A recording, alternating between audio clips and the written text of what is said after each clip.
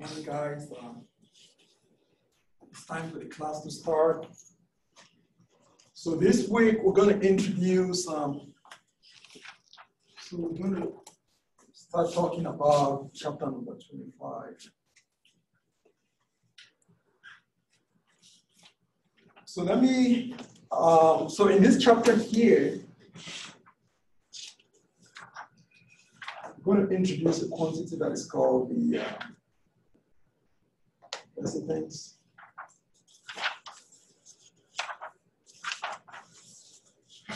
So what I want to do here is that let me share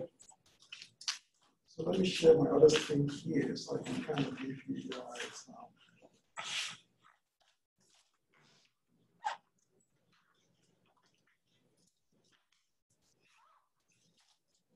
So let's look at, let's just talk about. So this was chapter number 22. Chapter number 23.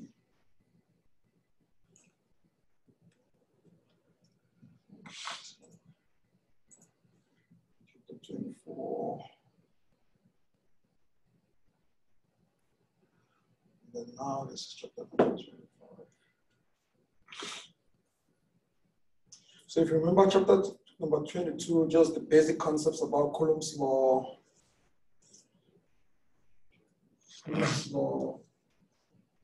Then definition of the electric field.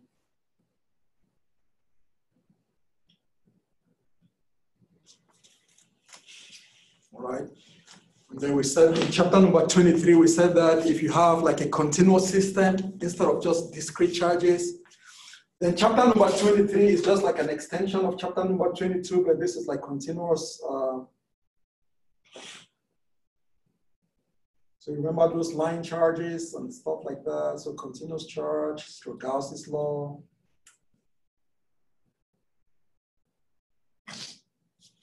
Then chapter number 24, we introduce the concept of the electric potential.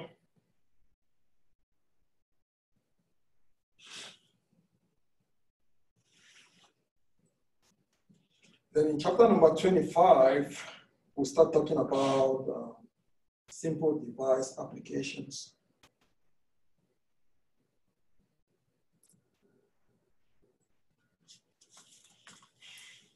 So basically what we're doing is that we're taking all the concepts that we've seen here, and then we'll start looking at how do you apply this like in real devices. Now in this class, some of the devices that we're going to look at, we'll talk about and this is what we're going to talk about in chapter number 25, it's called a capacitor. Then later on, we'll talk about a different device that is called a resistor. And then finally, we'll talk about an inductor. So those are the devices, and I'll just kind of draw here. So the capacitor has this symbol. So that's the symbol of the capacitor. So those are just two lines, the same height. Now a resistor has this like wavy lines like this. And an inductor, it's like cords. Now, what you're going to notice is that every capacitor has a value that we call the C value. Now, the C value for a capacitor is called the capacitance, and that's what we're going to be talking about today. Capacitance.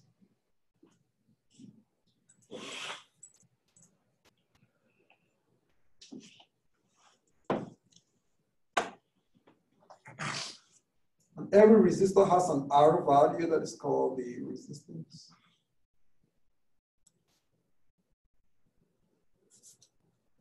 And an inductor is going to have an L value that is called the inductance.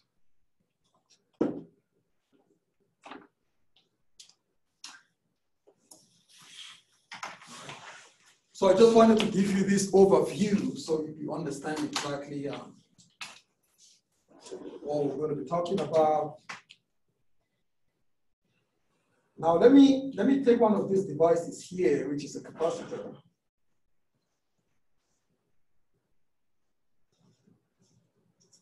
And I'm just going to show you, so I'll make a picture here. So one example is called the parallel plate.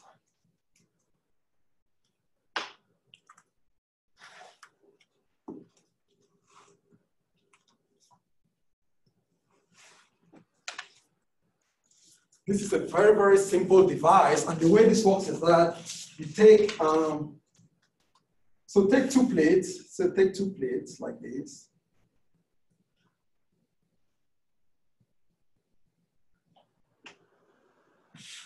So each of this is called a metallic metal.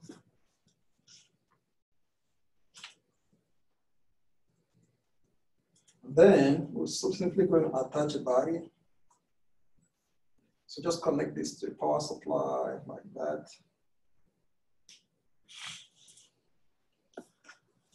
So this is the plus and this is the minus. And let's say this is equal to 12.0 volts. Now, when you do this connection here, this is what is going to happen.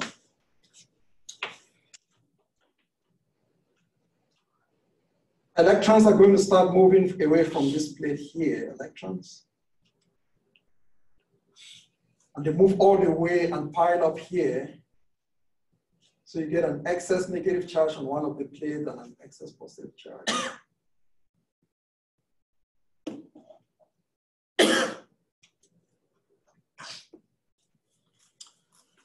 Now, if you look at that picture, if I were to disconnect the battery, what do you think was going to happen? Once you remove the battery, the electrons will flow back.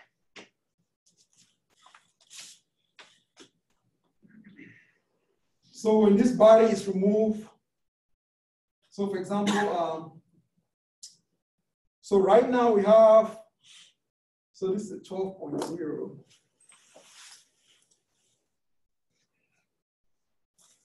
Power supply. Now, if I crank this up to 12 volt, you have, so everything, so you have the electrons moving here from the positive becomes positive to become negative. Now, if I make this, if I turn this back to 0, so make this to be 0, then the electrons simply flow back, and then the charge here becomes 0, and the charge becomes 0 right there. So I'm going to show you that the maximum amount of charge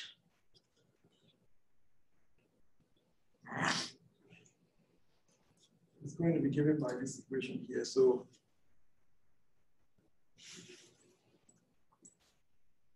let's see. Is the potential difference between these two plates multiplied by this C value. So the C value here is called the capacitance. So you can see that the capacitance is just a ratio of the maximum amount of charge divided by the potential difference that you're applying. So for example, if the maximum amount of charge was equal to 12 microcoulomb, which is 12 times 10 to the negative 6 coulomb, and you divide that by the charge, the voltage, which is 12.0 volt, then in this case, you have 10 to the negative 6 coulomb per volt. And there is a name for coulomb. So 1 coulomb per volt is called the farad. The symbol is F. And then we're going to be using the microfarad, which is 10 to the negative 6. So in this case, notice that this is just 10 to 10. This is 1 microfarad.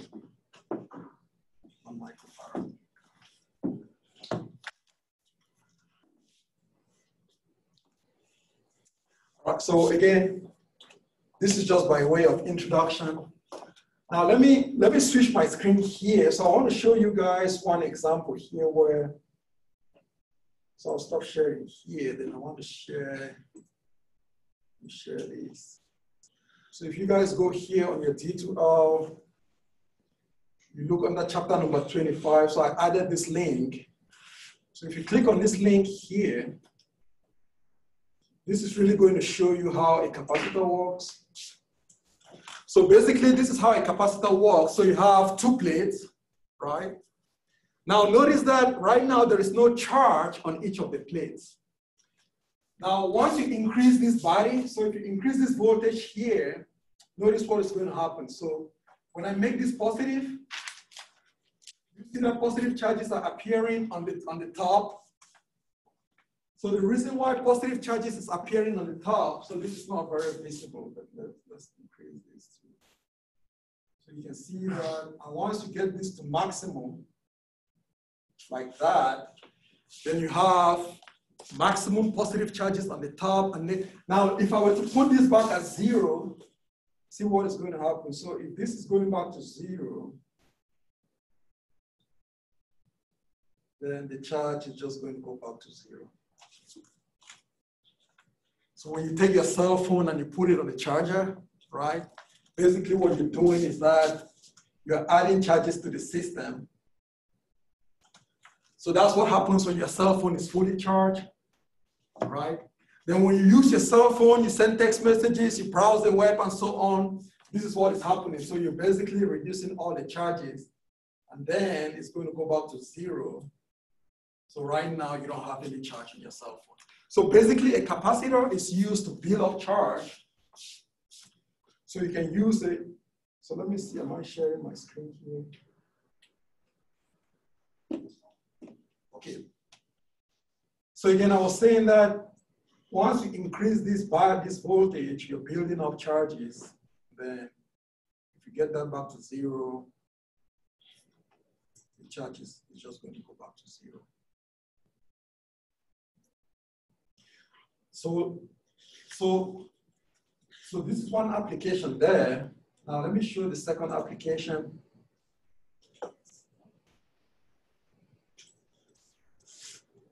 So again, let's open these.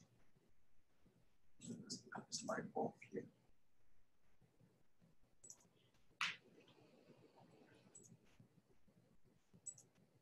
Okay. So let's look at this example. So this is what I'm going to do. First, I want to build up charge on this capacitor to maximum value. Then I can use these to power a light bulb.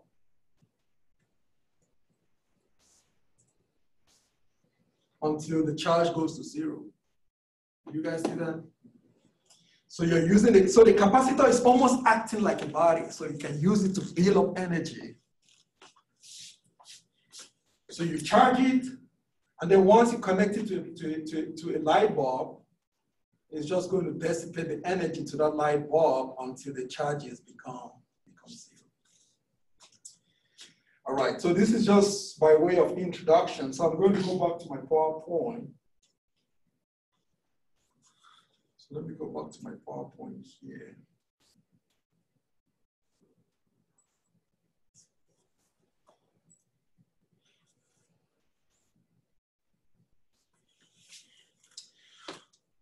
So what you see here, again, we'll talk about this application just a little bit later, but this is an example of a defibrillator. So this is a medical device that uses